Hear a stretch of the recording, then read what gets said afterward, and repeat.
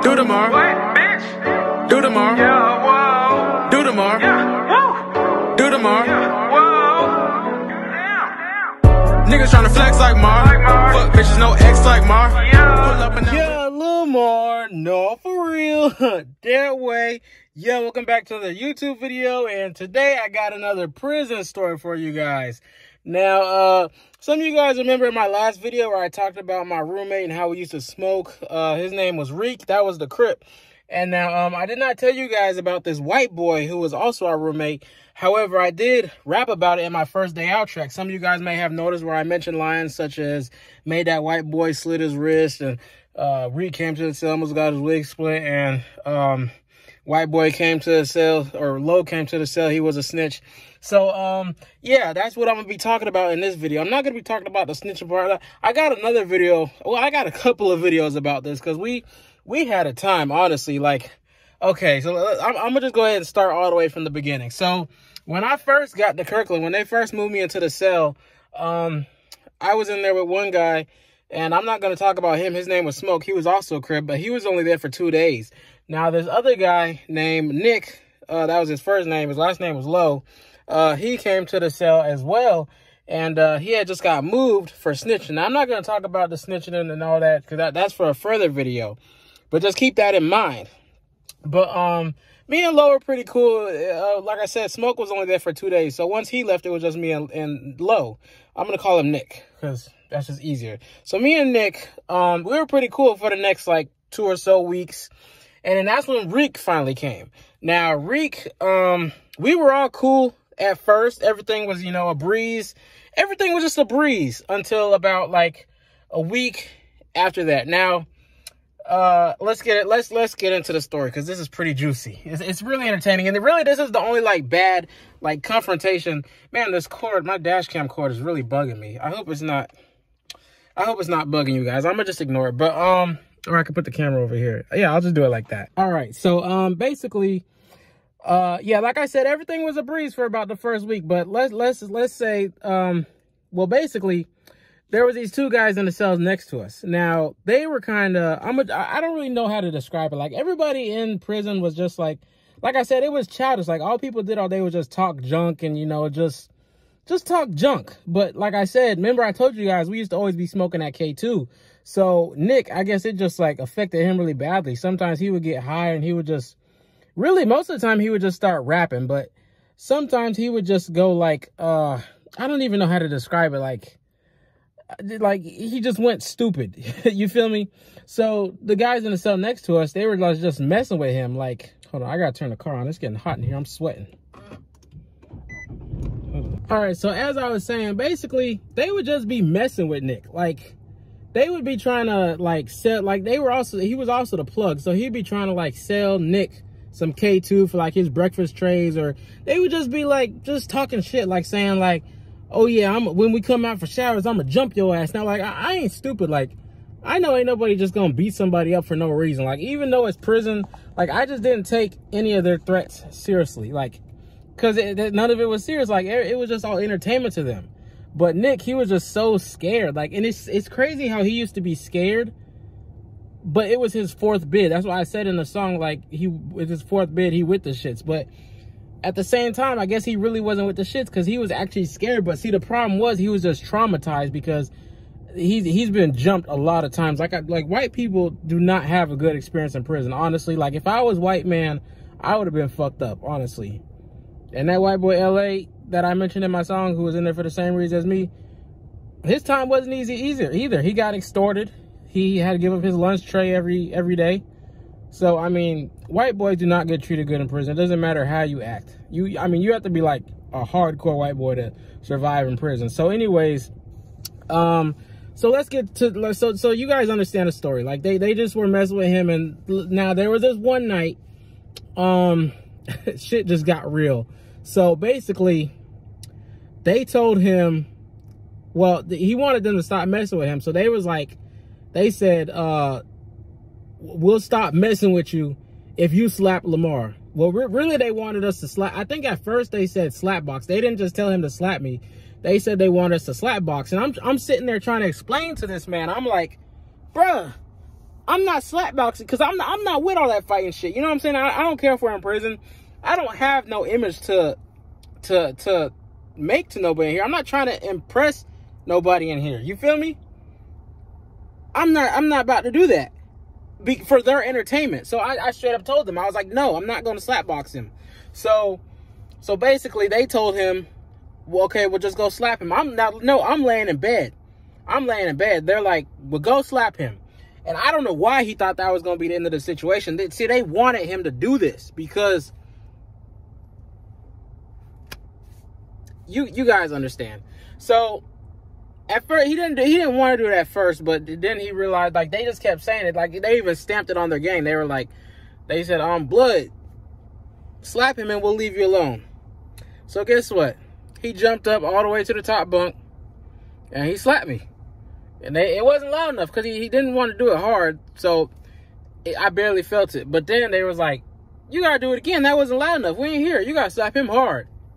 So he jumped up again and slapped me a little bit harder this time. Now I'm under the cover. I'm trying to just diffuse the whole situation. But he did that dumbass shit.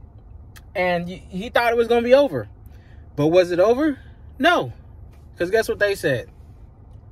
Oh, yeah, you slapped him real good. Well, what's he doing about it? Now, you guys, like I said, I did not want to fight or slap or anything. But he put me in a fucked up situation.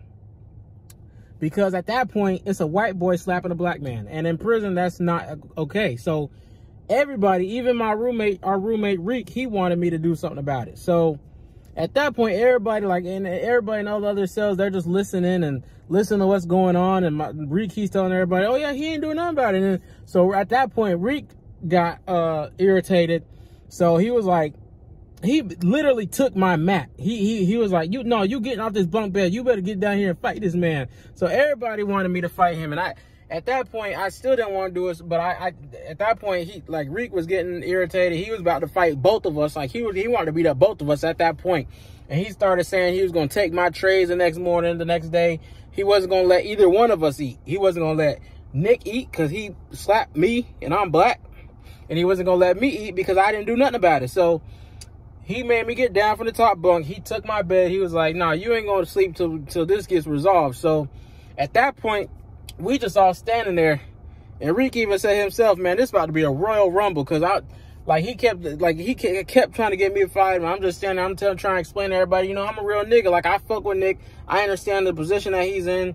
You know, he didn't do it because it's like he didn't want to do it. He just did it because y'all made him do it. I'm trying to explain that to them, but they not going for that. So we all just stand in a circle for probably about 10, 15 minutes, and they waiting for me to do something about it. And I ain't never do nothing about it. But luckily, Nick knew he fucked up. So he turned around and he said to Reek, because I was about to break, like, my excuse was that I got sickle cell. I'm like, I was making all type of excuses. I'm like, man, I got sickle cell. I'm about to pass out. Like, I was making every excuse in the book because I'm not in prison to get in fights and shit like that. I don't care if it makes me look like a pussy or a bitch or nothing like that. I don't have no image. I'm not trying to gain respect from any of them people in there. So I'm glad that I just stayed, you know, kept my own. I feel like I did the right thing because I have no reason to. He didn't even do nothing worth, you know what I'm saying? And I ain't gonna lie, he could fight. He could fight. So anyways, basically, like I said, Nick knew he fucked up. So he turned around and he said to Reek, man, we're gonna fight. And Reek loved that. He was like, oh, word. And they started throwing hands. I'm standing back way like in the corner because I ain't trying to get caught in the crossfire. I think they was only like hitting for probably about less than 10 seconds though. But man, Reek barely had no scratch on him. Nick, man, his nose was bleeding. His eye was all swollen, lip busted. Man, he was fucked up. He was fucked up. So after that, we all went to bed. He did give me my mat back, and he was just like, man, you gotta toughen up. And then actually, see, what happened the next morning was Reek, he was acting like he was still gonna like. See, Reek was a good person. He wasn't the type of person to take nobody's food or nothing like that, because he could have been doing that like my whole bid And I probably wouldn't have done nothing about it, but he wasn't that type of person. So basically, he was saying that he was going to take our trays in the morning, and really, it was Nick that he really wanted, because he was like, matter of fact, me and Lilmar should take your tray and split it. Because really, the main reason why he was so mad at Nick was because he slapped me. Like, he basically, when you think about it, he fought him because of me. He fought him in my defense. Even though I didn't want him to or nothing like that. It was just a moral thing. He can't, they're not going to let no white man slap a black man. You feel me? So, but basically the next morning, see, I guess Nick, Nick woke up and he, you know, Nick didn't want to just be fighting every day about trays and stuff like that. So I guess he thought Reek was serious. I guess he thought Reek was actually not going to let neither one of us eat, or not let him eat at least. So even though he did give us our breakfast trays. So anyways, when we came out for showers, well, see, like I woke up early in the morning and I saw Nick just walking around like I think he had a note he was trying to pass to the CO. And this is all going to come up later in a future video too. So you guys look out for this next video about Nick. But yeah, I seen him like walking around the cell, being all suspicious, you know, waiting for a CO to walk through, but he knew that wasn't a good idea. So what he did was try to get on suicide watch. When we came out for showers, he goes in the shower. He had a razor, like, because they do give us like razors, and you break it up and then you just have the sharp part. So he goes in the shower with the sharp piece of the razor and he cut his wrist. And he came out the shower and there was 2 COs, right? There was a lieutenant and then there was the regular CO. And he was like showing them his wrist and all that and saying like, well, he didn't tell them anything. He just showed them his wrist. Now, I guess he thought that they cared about him or something, which, no, the COs don't care about anybody in prison. All they did was take him back to our cell, and they were like, okay, we're going to get you some help. They didn't never come back for him, ever. He thought they was going to, like, straight away take him to suicide watch, but prison is not like that. You're all for yourself in prison. I swear to God, that's how it is. So, but anyways, after that situation, Reek was just like, man, I can't believe you did that shit. Like, you know what I'm saying?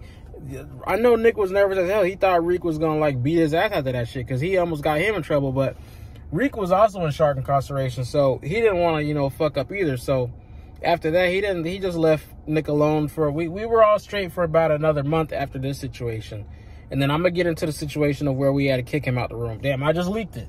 But I'm going to get into that in the next video. But so basically that was the end of that situation. He let him eat and all that. And Nick was just like, yeah, I don't know why I did that. Like Nick regretted it, but that was like a crazy situation though, because it all started like not because of me, but it involved me. You feel me? And that's the only like confrontation that I was ever in that was like actually a scary situation. Because like I said, Reek was ready to start swinging on both of us. He was ready to beat both our ass because of that shit. So that was the most fucked up situation that I was ever in, and I. Like I said, we were good for about another month, and like we were all cool, and because Nick was a good person. Like he all he did all day was like read the Bible. Like I said, Reek, he would be, you know, selling that K2 and, you know, doing all that other like stuff. But Nick, he was just quiet, you know, he was like me. He didn't talk to nobody else in the dorm. He just minded his own business, read his Bible, and just did his time, and that's all I was trying to do. So that was a really fucked up situation, and I know it was really entertaining to everybody else because they heard when him and Reek were fighting, they could hear the punches, and then when they saw Nick come out for the showers next morning, they was like, well, when he cut himself, they was like, oh man, he in the shower having his period. Like it's just so childish. It's just all entertainment to everybody, and I'm not the type of person that likes to entertain people in that type of environment. So I guess that's about it for this story, though. Because I hope you guys enjoyed. And, man, that was definitely one of my craziest stories that I have. That was the craziest night that I had. And I just wanted to get out of it so bad. Like, I couldn't wait till it ended. I didn't know how it was going to end. Like, I was literally about to break down and cry. I'm not even going to lie. Like, I was ready to start crying. I swear to God. But I hope you guys enjoyed this video. Make sure to click the subscribe button down below. Also, make sure to follow me on Instagram and Twitter @TheRealLilmar. follow me on Snapchat, Lilmar. And yeah, no, for real. That way, yeah.